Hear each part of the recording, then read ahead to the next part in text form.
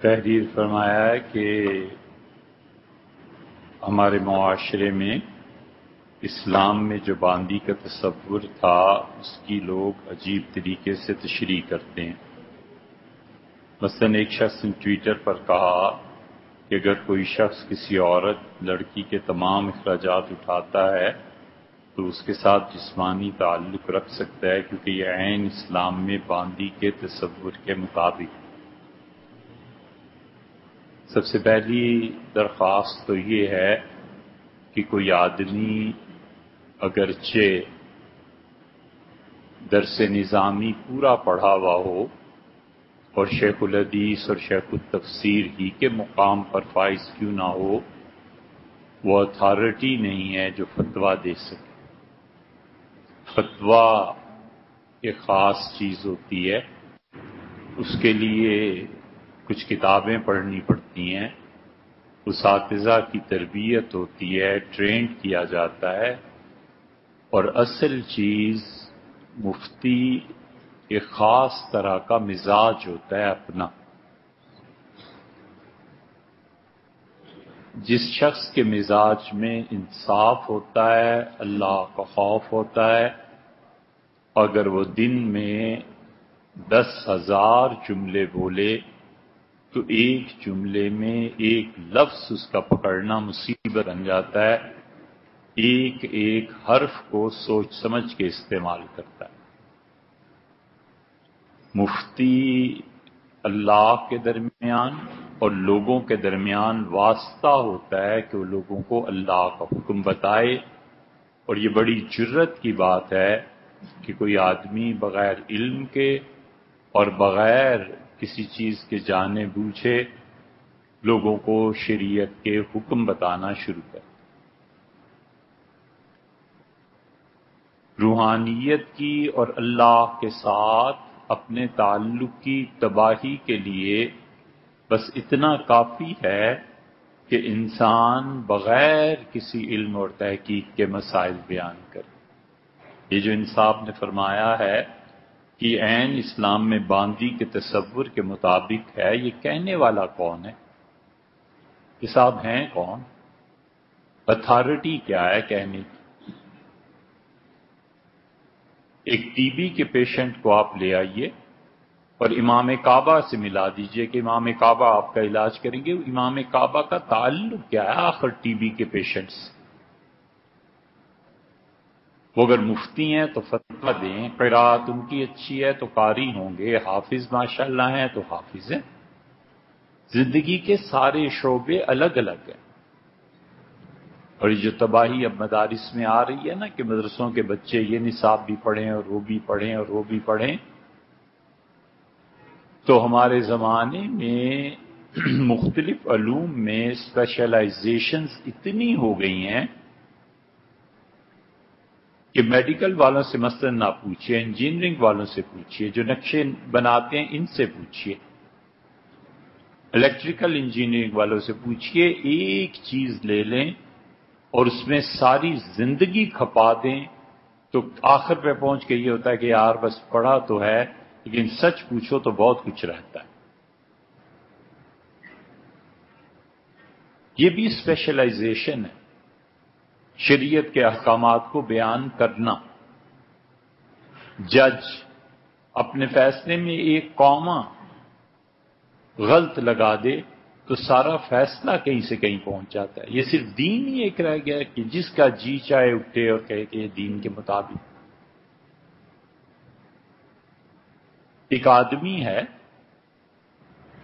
اور کسی نے اس کی مدد کی، ہزاروں واقعات معاشرے میں مل جائیں گے، اور اسے دیکھا کہ مالی حالت بڑی کمزور ہے، اس سے گھر لے دیا، پھر گاڑی لے دی، پھر اپنی بیٹی سے شادی کرا دی، کہا بیٹے کوئی بات نہیں، کاروبار کرو، بزنس کرو، میں سب کچھ تمہیں دیتا ہوں۔ تو کیا یہ شخص شرعاً اس آدمی کا غلام بن جائے گا؟ صرف لڑکی سے تعلق کیا، مطلب لڑکی کی بات نہیں، دوسری طرف وہ غلام بن جائے گا؟ نہیں ہو سکتا۔ باندیاں ہونے کی دو ہی صورتیں تھیں، ایک صورت یہ تھی کہ بازار میں خواتین بکتی تھیں، مرد بکتے تھے، اس زمانے کے دستور تھے، اس کے مطابق عورتوں اور مردوں کی منڈی لگا کرتی تھی، اور وہ غلام ہی آتے تھے، یہ باندیاں ہی آتی تھیں، اور جس شہر میں جس جگہ پہ منڈی لگتی تھی لوگ جا کے خرید لاتے تھے۔ یہ غلام اتنے ہزار کا ہے، یہ باندی اتنے ہزار کی ہے۔ اور یا پھر جنگ کی صورت میں میدان جنگ میں جو قیدی بنتی تھی عورتیں اور مرد، ان کا کرنا کیا ہے؟ قتل کر دیں؟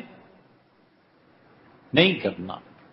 شریعت خون بہانے کی مخالف ہے، کہتی ہے مت بہاؤ خون کسی کا۔ ایک حربی کافر ہے، اتنا بڑا ہتھیار یہ شریعت نے کافروں کو دے دیا، ہندوؤں کو مثلاً دے دیا ہے۔ ایک حربی کافر ہے، میدان جنگ میں ہے، اس نے آپ کے 10 آدمی مار دیے ہیں، اور ایک فوج کا افسر کوئی سپاہی اٹھتا ہے اور مارنے لگتا ہے، اور وہ کہتا ہے لا الہ الا اللہ۔ اللہ کہتا ہے چھوڑ دو اس کو، بس اس نے میری پناہ لے لی، اب اس کو کچھ نہیں کہنا، اگر قتل کرو گے تو قتل کا مقدمہ ہے تم۔ اب دیکھتے نہیں ہیں کہ حضرت رسالت پناہ صلی اللہ علیہ وسلم تشریف لائے تھے اور فتح مکہ تھا، تو آپ نے فرمایا اللہ مکہ والوں کو میرے اس سفر کی خبر نہ ہونے دے، حتیٰ کہ میں جا کے انہیں دبوچ لوں، یعنی اچانک جا پڑوں۔ دبوچنے کا لفظ اصل میں جانوروں کے لیے استعمال ہوتا ہے، عربی میں جو اس کے لیے بلیغ لفظ استعمال کیا گیا اس کا ترجمہ کیا ہے، وگرنہ اصل میں اردو میں یہ لفظ نہیں ہے۔ تو راستے حضرت رسالت پناہ صلی اللہ علیہ وسلم فتح مکہ کے بعد بیٹھے ہوئے سن رہے تھے کہ اس سفر میں ہوا کیا کیا، کتنے لوگ شہید مر گئے، یہ وہ، اور مکہ فتح ہو گیا تو اب کیا پوزیشن کیا ہے، کس کو کس جگہ پہ بٹھانا ہے۔ اور کسی نے آ کے بتا دیا کہ آپ کے یہ جو بہت محبت حضور صلی اللہ علیہ وسلم کو، سب سے زیادہ محبت جن سے وفات سے پہلے میں تھی ان میں یہ حضرت زید رضی اللہ عنہ بھی تھے، اور زید سے اتنی محبت تھی کہ حضرت عائشہ رضی اللہ عنہ کہتی ہیں میں اس محبت کی وجہ سے سمجھتی تھی کہ رسول اللہ صلی اللہ علیہ وسلم اپنی وفات کے بعد خلافت انہیں دے دیں گے، زید کو بہت محبت۔ زید ادھر گم ہوئے اور ادھر بے چینی شروع ہوئی، ایسا تعلق تھا زید رضی اللہ عنہ سے۔ کسی نے کہا اللہ کے رسول اس نے قتل کر دیا ہے، بلاؤ۔ انہوں نے عرض کیا اللہ کے رسول جب فوج جا رہی تھی، ہم آ رہے تھے مکہ مکرمہ، تو ایک چرواہا میں نے دیکھا، اور اس نے مجھے دیکھتے ہی کہا کہ سبا تو، میں نے اپنا دین چھوڑ دیا، میں نے اپنا دین چھوڑ دیا۔ پھر ان کا پھر میں نے اسے مار دیا۔ میں نے کہا تم اسلام کا لشکر دیکھ کے یہ کہہ رہے ہو، اور پہلے تو تم ہمارے بڑے مخالف ہوتے تھے لوگ۔ وہ کہتے ہیں خود کہ رسول اللہ صلی اللہ علیہ وسلم اتنی تیزی سے اٹھے کہ ان کی اوپر والی چادر جو تھی وہ گھسٹ رہی تھی، اور آپ اسے سنبھلنے سے پہلے بیت اللہ تک پہنچ گئے، اور دونوں ہاتھ ملتزم پہ جا کے چمٹ گئے، پھیلا دیا، اور ان کا اللہم انی بری مما سنے، اللہ اس قتل سے میں بیزار ہوں، اللہ اس قتل کی میری کوئی ذمہ داری نہیں۔ اور آوزاری کے بعد جب واپسی ہوئی تو مجھ سے فرمایا کہ قیامت میں اگر وہ اپنا کلمہ لے آیا نا تو پھر تم کیا جواب دو گے اللہ کو؟ میں نے کہا اللہ کے رسول اس نے دل سے نہیں پڑھا تھا، بار بار فرمایا اللہ شققت قلبہ، تو نے اس کا دل چیر کے پھر کیوں نہ دیکھ لیا کہ دل سے پڑھ رہا ہے کہ زبان سے؟ اللہ شققت قلبہ، تم نے اس کا دل کیوں نہیں چیر لیا پھر؟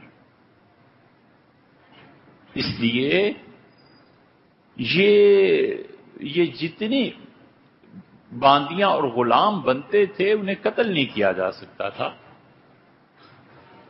ان کے لیے کرنا کیا تھا؟ انہیں اپنے پاس اتنا بڑا ہتھیار شریعت نے دیا، کافر نے 1000 مسلمان مار دیے، خود اس کی باری ہے یہ تو کہتا ہے لا الہ الا اللہ، اللہ کہتا ہے اسے چھوڑ بس، یہ تمہاری، اللہ نے فرمایا ہے کہ اسے پناہ دو حتی یسمع کلام اللہ، اسے اس جگہ پر لاؤ جہاں اسے اطمینان ہو، پھر اسے خدا کا قرآن سناؤ، ثم ابلغوا مأمنا، پھر جہاں وہ سمجھتا ہے کہ اس کی جان محفوظ ہے کافروں کے پاس اسے پہنچا کے آؤ۔ وہ سمجھتا ہے واگا بارڈر کراس کر لے، ٹھیک ہے کرا دو، وہ کہتا ہے دلی جانا ہے دلی بھیج، اللہ نے یہ کہا ہے، اتنی امان دی ہے اور خون بہانے کی اتنی سخت مخالفت کی۔ یہ شریعت کا ایک مزاج ہے۔ صرف باندیوں اور غلاموں کو قتل نہیں کرنا تو پھر انہیں واپس بھیج دینا ہے، واپس بھیجے تو کافروں کی طاقت اور بڑھتی ہے۔ عقلاً صورت کیا رہ جاتی ہے کہ اپنے پاس رکھو اور ان کی تربیت کرو۔ رسول اللہ صلی اللہ علیہ وسلم پھر یہی کرتے تھے، تیسری جو عقل کی صورت تھی، اور بسا اوقات تبادلے میں بھی قیدی ایک دوسرے کے چلے جاتے تھے۔ یہ ہوا ہے سارا۔ اب یہ جو خواتین آتی تھیں، کمانڈر کا یہ کہہ دینا کہ لڑکی میں نے تمہیں دی، یہ اسی طرح ہے جیسے اس کا کہنا کہ میں نے اس خاتون کا نکاح آپ کے ساتھ اتنے حق مہر میں اور اتنے گواہوں کی موجودگی میں دے دی۔ یہ دونوں جملے ہم وزن ہیں، بس یہ ہوتا تھا۔ اس جملے سے وہ اس کی بیوی کی طرح رہتی تھی۔ یہ کدھر سے آ گیا ہے کہ تمام اخراجات اٹھاتا ہے، لہذا کون سی جنگ ہوئی بھی ہے؟ کیوں خواتین کے حقوق پامال کرتے ہو؟ کیوں خواتین کو تنگ کرتے ہو؟ یہ کسی کوئی عورت سن لے، یہ جو مفکر اعظم کوئی ہوں گے تو طوفان مچے۔ پہلے ہی یہ عورتیں اسلام کے خلاف کراچی کا جلوس اور سب کچھ آپ نے دیکھے، یا کیوں ان بیچاریوں کے پیچھے پڑے ہوئے؟